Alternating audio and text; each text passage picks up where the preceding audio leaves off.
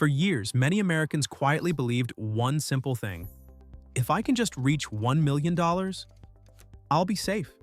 No luxury lifestyle, no yachts or private jets, just the ability to sleep well at night. But heading into 2026, that number doesn't feel as certain anymore. Not because you did something wrong, not because you spent irresponsibly, but because the math behind $1 million has quietly changed. Under the classic 4% rule, $1 million generates about $40,000 per year. After taxes, healthcare, and basic living costs for many people, that often feels closer to $3,000 a month. And if you just caught yourself thinking, wait, is that really it? You're asking the right question. Watch this video all the way through, not to panic, but to understand what's actually changing, and how to enter 2026 with realistic expectations instead of outdated assumptions. $1 million isn't getting smaller, but its buying power is. Let's clear something up right away. There is no scenario where $1 million just disappears overnight. It's still $1 million, not a dollar less.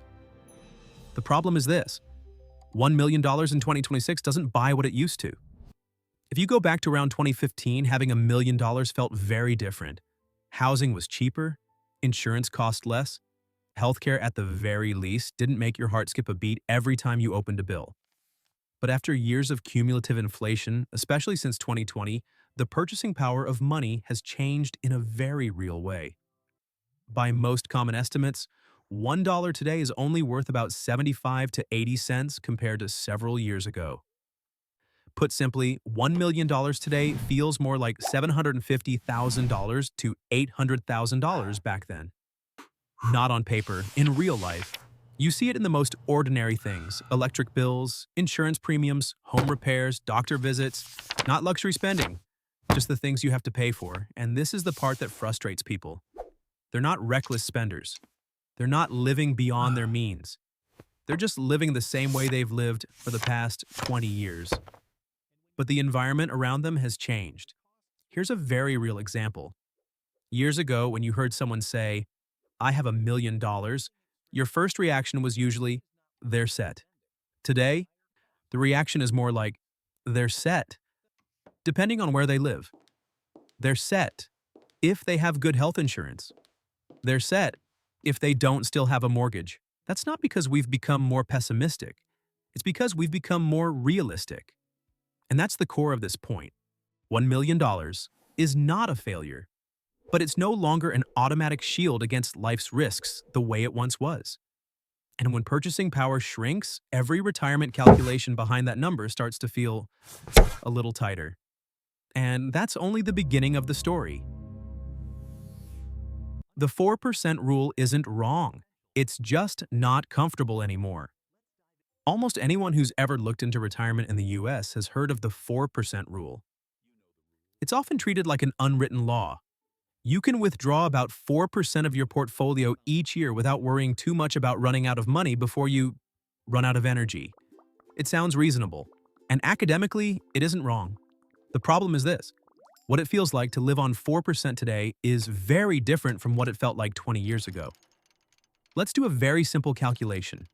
$1 million times 4% equals $40,000 per year. On paper, that doesn't look terrible, but life doesn't happen on paper. After taxes, insurance, and mandatory expenses, what actually hits your bank account each month is often closer to $2,800 to $3,200. And there's usually a very quiet moment right there. No one panics, no one freaks out. Just a passing thought. Wait, I imagined this would feel more comfortable. The 4% rule was built in a very different environment: lower healthcare costs, more affordable housing, more stable inflation, and most importantly, a much wider margin of safety today. That margin is noticeably thinner. All it takes is 1 year where expenses rise faster than expected, or a stretch where the market underperforms, and that sense of stability starts to wobble. And here's the part many people don't like to admit. The question isn't whether $40,000 is survivable. The real question is whether $40,000 gives you room to make mistakes. Can you travel? Can you help your kids if they need it? Can you absorb a surprise medical bill without stress? Or does every decision need to be carefully measured? The 4% rule isn't broken, but it no longer delivers the same mental comfort it once did. Years ago, 4% felt like, I'm good. Today, 4% often feels like, I might be okay if everything goes according to plan. And retirement, as we all know, rarely goes exactly according to plan. It's just less And comfortable. that's when the expenses we usually overlook start entering the picture. Healthcare costs, the quiet retirement plan, killer. If there's one expense most people consistently underestimate when talking about retirement, it's healthcare. Not because they're naive, but because it's almost impossible to understand how big it gets until you actually reach that stage of life.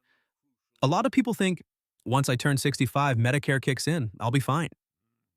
That sounds reasonable, but the reality is Medicare is not a lifetime free pass. By most common estimates, a U.S. couple retiring at age 65 will need roughly $300,000 to $350,000 just to cover healthcare costs over the rest of their lives. And that number does not include long-term care, assisted living, or nursing home expenses. In other words, even if you did almost everything right, healthcare is still an expense that doesn't ask for permission. And this is where the math starts to feel uncomfortable. If you retire with $1 million and you realistically set aside around $300,000 for lifetime healthcare costs, the money you actually have left to live on is no longer $1 million. It's $700,000. And at that point, the 4% Let's rule is no recalculate longer the based on 1 4% million. rule using the It's based on a much $700,000 smaller base. number. That doesn't mean you'll be poor, but it does mean the sense of safety shrinks noticeably. Healthcare has another frustrating feature as well. It usually While shows the up when you're projection least shows 1 flexible. million. When you're younger, you can work more, you can cut back, you can push a little harder. But in retirement, time no longer works in your favor the same way. An unexpected medical bill isn't just a financial issue, it's a psychological one. You start asking questions you never had to ask before. Do I really need another appointment? Can this test wait? Should I delay this a bit longer? And when retirement forces you to weigh your health against money, that's no longer a comfortable retirement. The point here isn't fear, it's realism. $1,000 is not a small amount, but healthcare costs are large enough to make it feel much smaller if you don't put them in proper context. And when mandatory expenses like healthcare rise, the next question becomes unavoidable. How much room do you actually have to be wrong? While you're still working, there's a powerful advantage most people don't think about: the ability to recover from mistakes. If you overspend 1 year, you can work a little more. If an investment underperforms, you can give it time. But once you enter retirement, that advantage fades quickly. Picture a very common scenario. You retire with $1 million. Then the market has an unpleasant year and down about 20%. Not a disaster, not a crisis, just a bad year.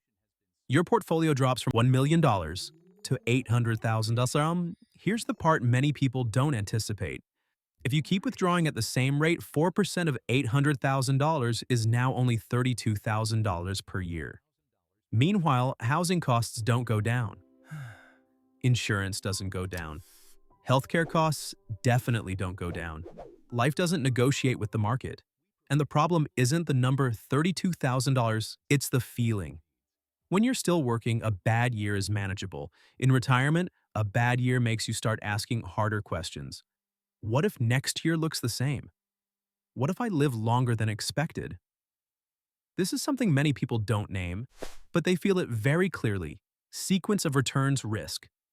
It's not that you invested poorly. It's not that you chose the wrong funds. It's simply that you hit a rough stretch at the most sensitive possible time.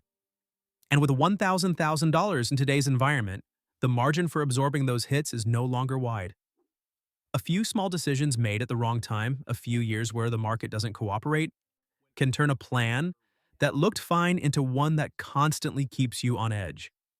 And here's what many American men fear more than not having enough money: losing control. Not worrying about today's bills, but losing confidence when looking 10 or 15 years ahead. $1 million, still a solid foundation, but it no longer allows for the same number of mistakes it once did. And that's when the most important question finally shows up.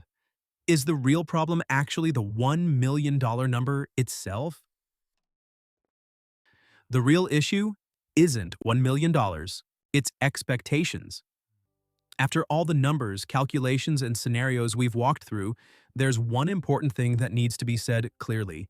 $1 million is not a failure. And it's not too little.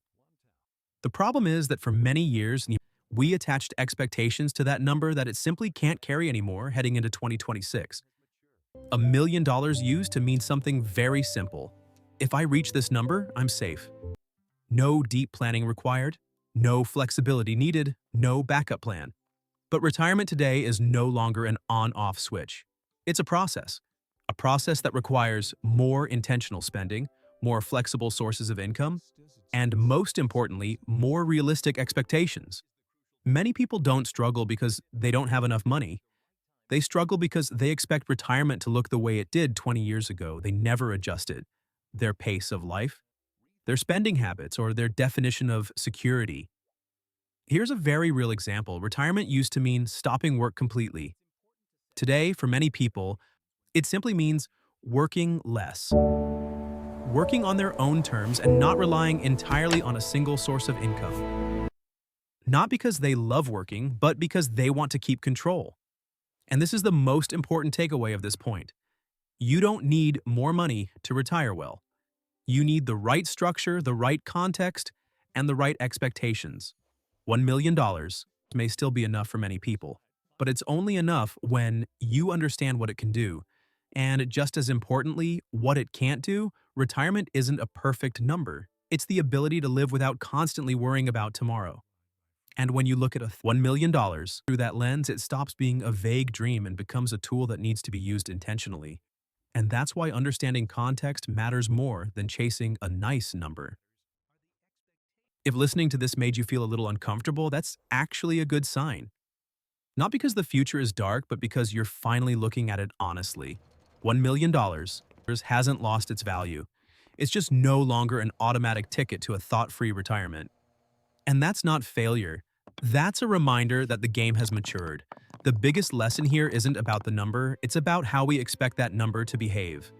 Retirement today isn't unplugging from life. It's choosing a slower pace, knowing how much room you have for mistakes, and no longer asking, what if something goes wrong, every day?